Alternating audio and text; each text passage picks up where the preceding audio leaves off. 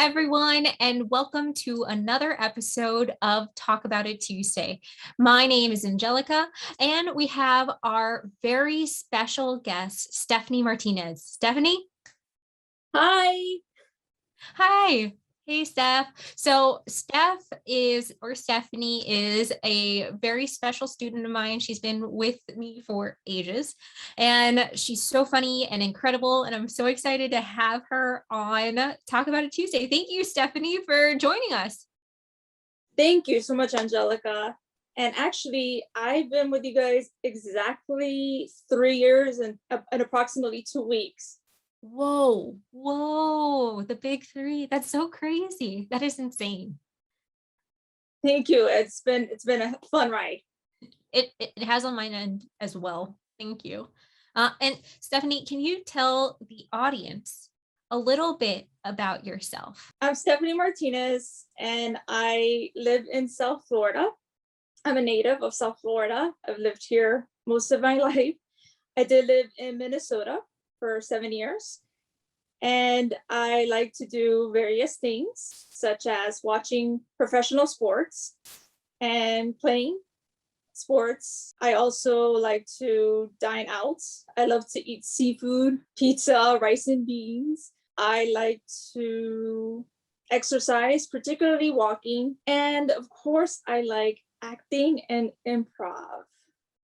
Yeah, one of my favorite things that I know you'll bring into class is you always have your favorite sports team shirt on or a mask on, and it's just so much fun because it's your fan power is so strong in class, and it's so much fun to have you walk in and show off the sports that you watch.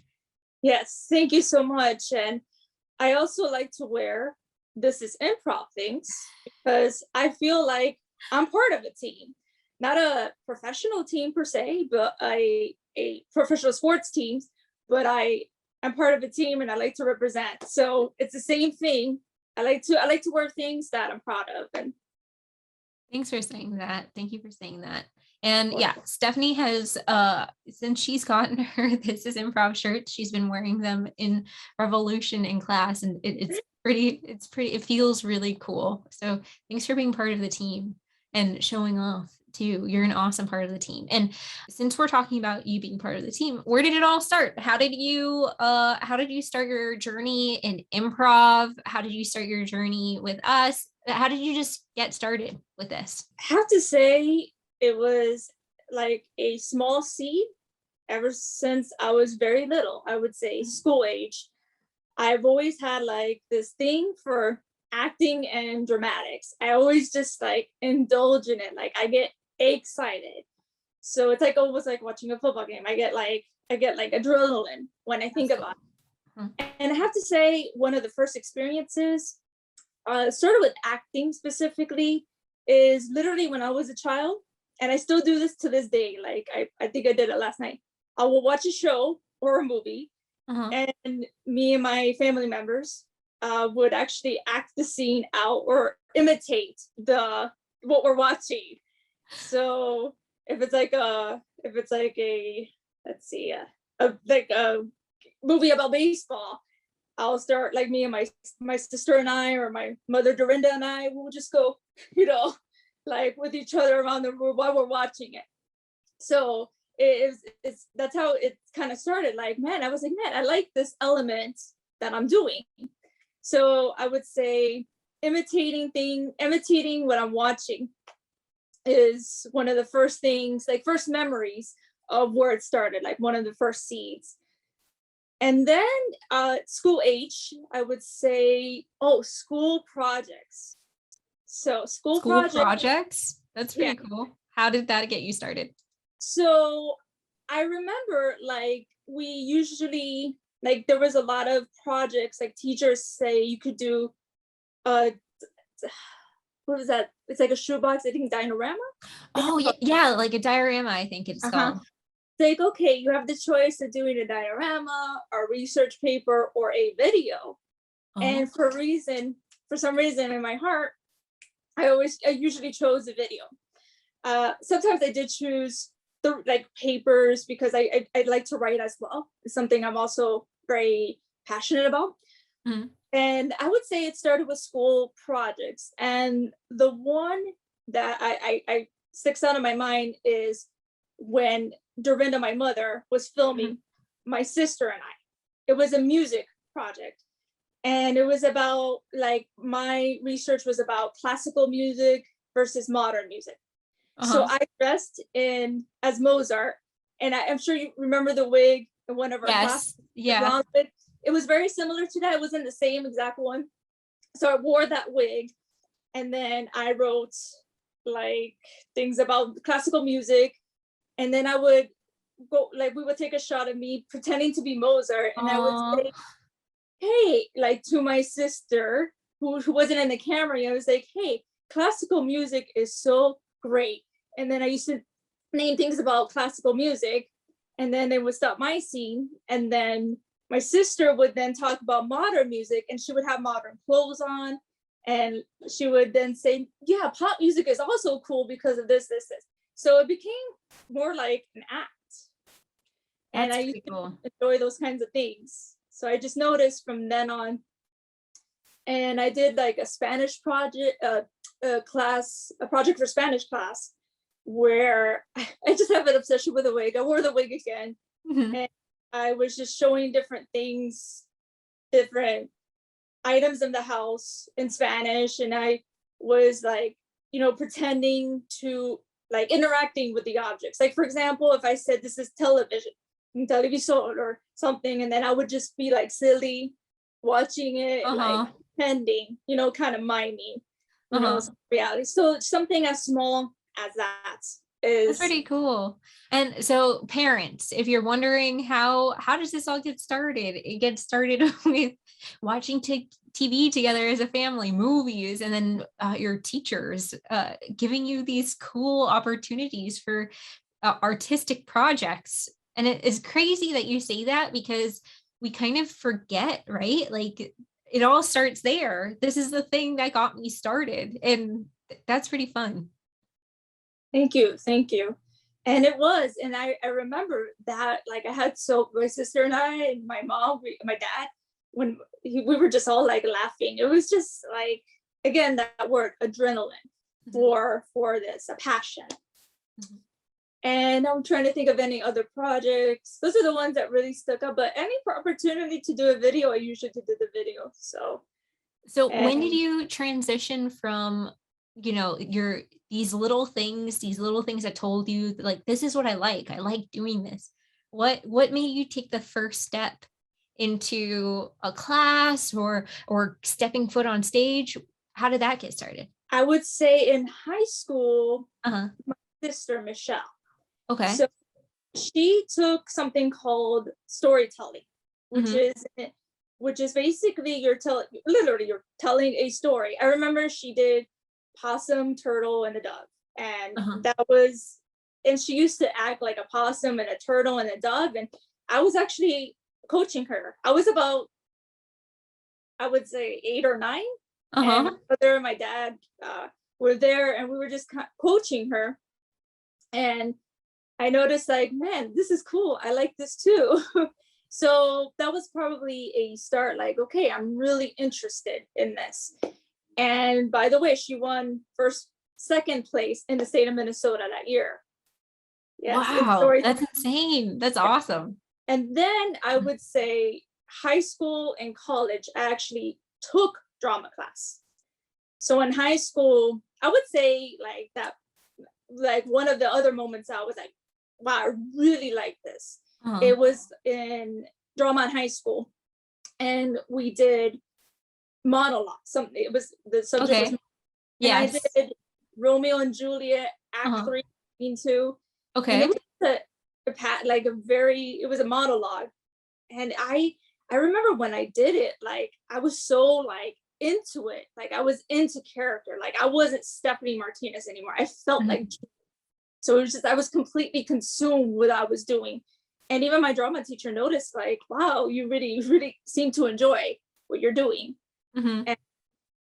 And that was one moment. Even remember how it started. Blistered be thy tongue for such a wish. Okay. And it's still in my memory. Like, Yeah. and it was quite, quite a bit ago. So, and then another time in college, I went to drama class, and the assignment was to imitate a character from a movie. Mhm. And I chose a movie called Broke Down Palace. Okay. With I Claire haven't seen it. I've never seen it. Yes. And she was basically begging a judge to get her out of prison. Oh, okay. I chose that monologue because I had just seen the movie recently. Uh-huh. And same thing, same experience. Like, I was completely consumed. Like, I was not in a classroom. I was actually there in a prison begging this judge. I felt completely in character. Uh-huh. And I was like, wow, like, I really, really, really love this. So it wasn't like, So it was just that one experience where I was like, oh, I love acting, I'm gonna take it. It was just like a sequence of things over the years. And then I saw around maybe sometime after, I saw my sister do a long form improv show. That was when improv took matter. And I knew improv somewhat because my mother used to watch something called Whose Line Is It Anyway?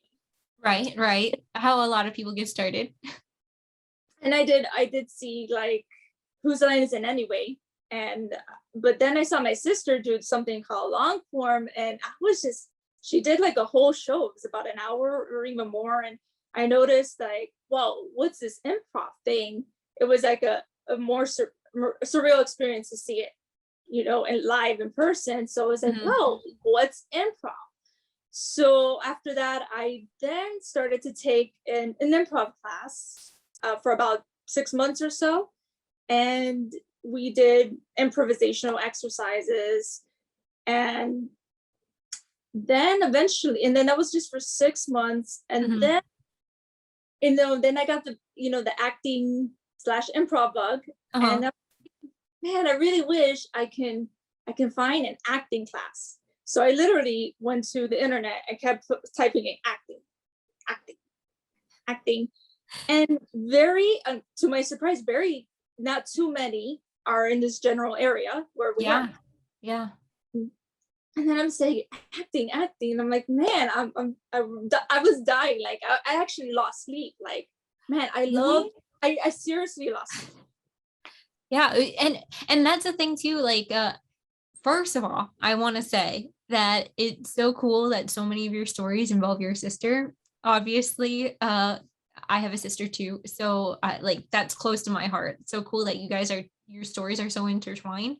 And second of all, yeah, it's insane. There's not that much for acting in this vicinity in Broward County, and I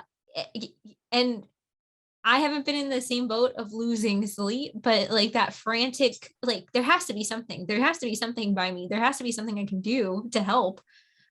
So that it's funny to me because I've felt the panic. It's crazy that someone else has felt the panic too. Yes, definitely. And I honestly, I was losing sleep. Like, man, I'm not doing one of the things I'm really happy to do. And it's just literally not in my area. And then all of a sudden, like literally one day, I'm saying, instead of typing acting classes, should I just type improv classes? And there you were. This is improv. And I was like, oh, so I clicked on it. And this wasn't like, 10 years ago. This is like 3 years ago. So it was like generally, pretty recent. And I clicked on it and I was relieved. And then I sent you an email, and then a couple of days later you emailed me back, and it was history. And that's when I started with This Is Improv. And I haven't I've been back since. I think I missed one class because I had to go to New York the next day, but for the most part, I've been, there's a reason for that. So yeah. And what's cool is like I see the passion in class and like your drive to keep going, and it's so cool, like the energy that you bring into your characters too. Like every time I see you improve, take the notes and like really work with it, which is cool because class is a time to test stuff out, to experiment with stuff. And like your focus is so crazy cool to see, like you work out different notes and different ways of doing these scenes in your head and then bringing it to the stage next time you go up. And that is so much fun to watch while I'm in class with you. So it's been a fun ride these 3 years. But it doesn't feel like 3 years. Audience, it does not feel like 3 years. It feels like it feels maybe a year ago. It feels like it's gone. The time has gone by way too fast. And from in the before times, a while back too, you took the stage with us at the Falcon. How was that experience? One of the best in my life. It was just absolutely thrilling. It was just, I remember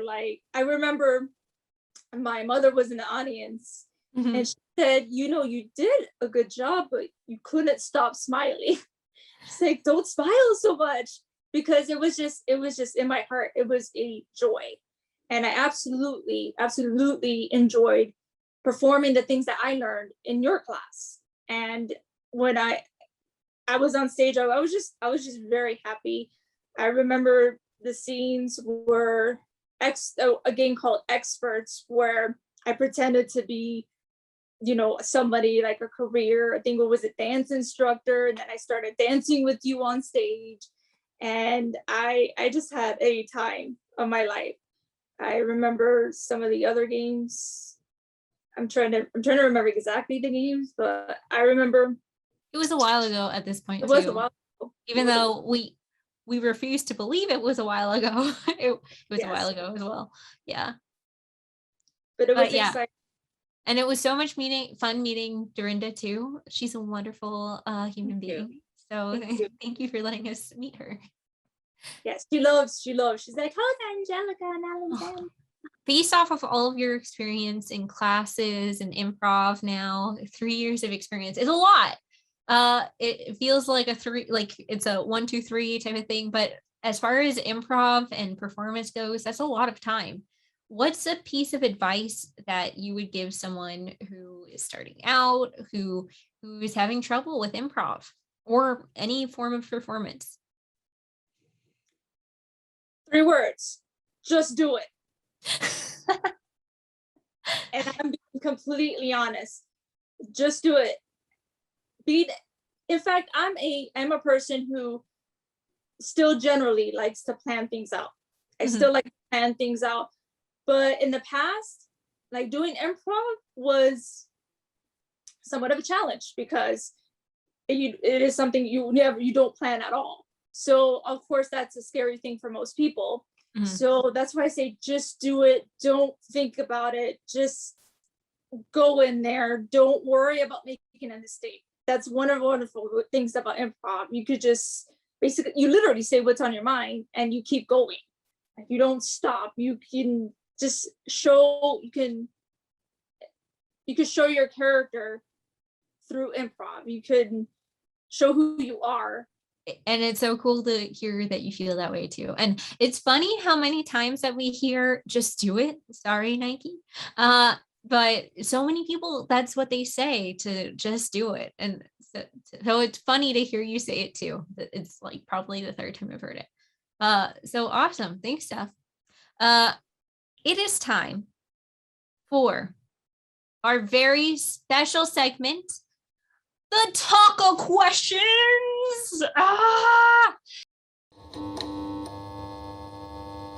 So, Stephanie, something that we didn't tell you are the questions that we're going to ask related to tacos today. So we've reached that point in our show.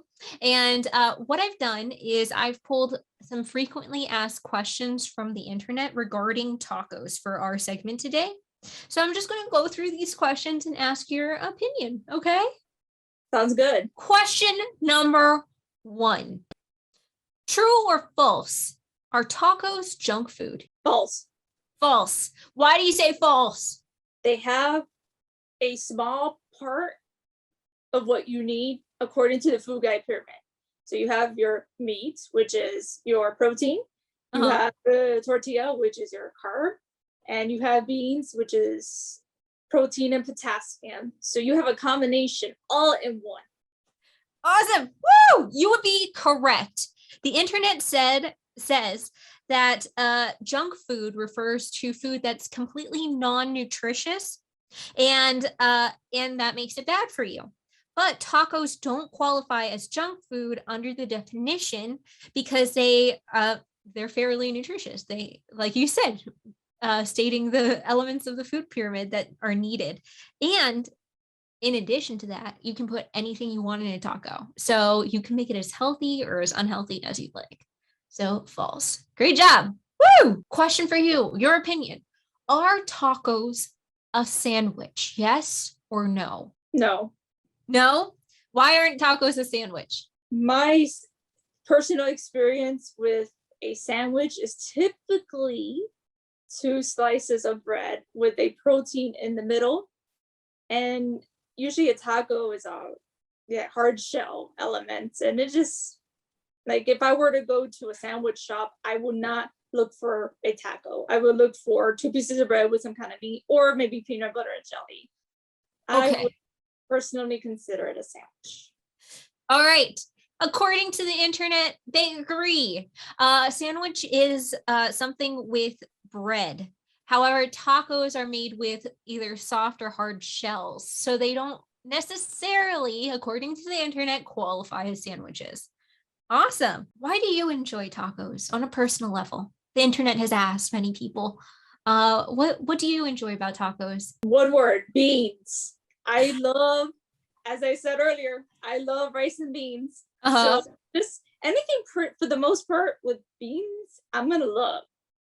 Cool. So all right. Say the beans, of course, the meat, the mixture of the meat and the red sauce and the cheese definitely helps. But if there's not a bean in there, I kind of get upset.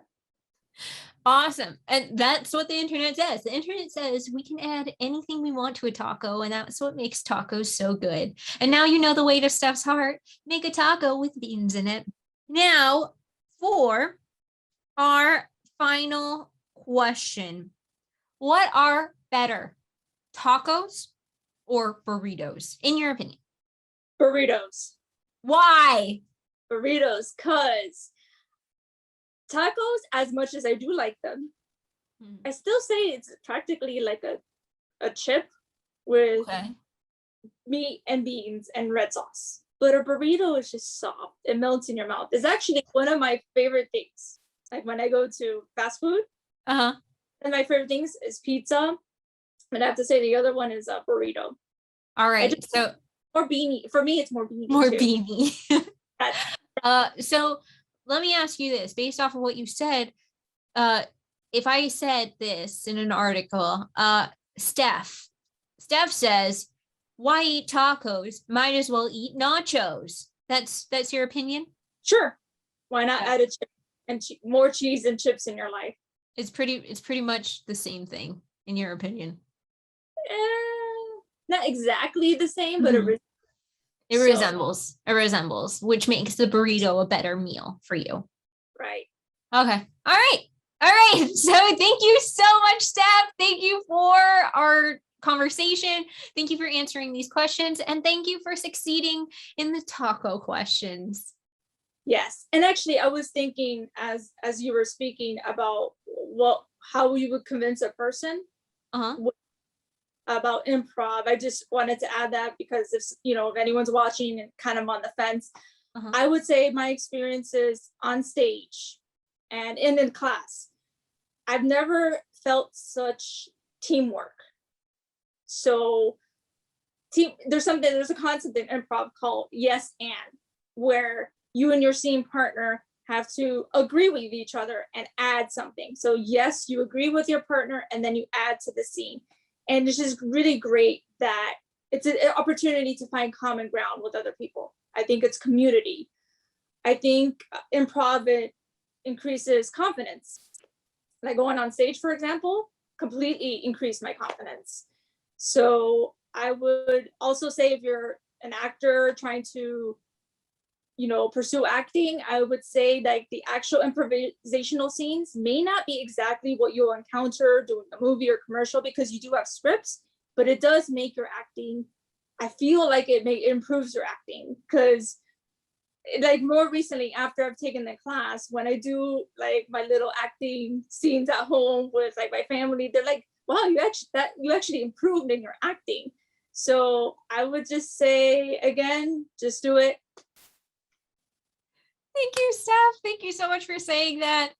And something cool that we're starting as far as we're slowly getting back to in-person shows. Hopefully more will come. But one of the things that we have coming up pretty soon is a showcase with our class. The first one is going to be in person live in April. So keep an eye out for the dates, watchers of the YouTube's channels. There you'll be able to see Steph live and in person and on stage doing her stuff and doing an amazing job like she always does. And if you're interested in checking out the classes as well, go to thisisimprov.com to check out some of the classes that Steph was talking about, and maybe you'll even see her in class. Steph, where can people find you? Do you want anyone to see you on the Instagrams or social medias? Yes, I'm on Facebook and Instagram. Awesome. And if you subscribe here, if you take a look at our videos as well, you'll be able to see Steph in some of our previous videos and improv showcases too. So stalk Stephanie. Stalk Stephanie. Yeah, stalk her. She wants it. I mean, she doesn't want it if you don't like to be seen stalking people, but she wants you to stalk her. Yeah. And while you're checking out our videos, again, make sure to subscribe. If you like this video, if you love Stephanie the way I love Stephanie, make sure to like this video as well. Check out some of our other things that we show. We have sketches on this channel as well. We also have a podcast called This Is Legends of Yesterday, where we talk about the history, mysteries, and ghost stories in Florida. We also, in association with that, have the comedic ghost and historical tours in Davie. So join us, have some fun, and I can't wait to see you again for our next Talk About It Tuesday. Until then, everyone, goodbye. Just do it.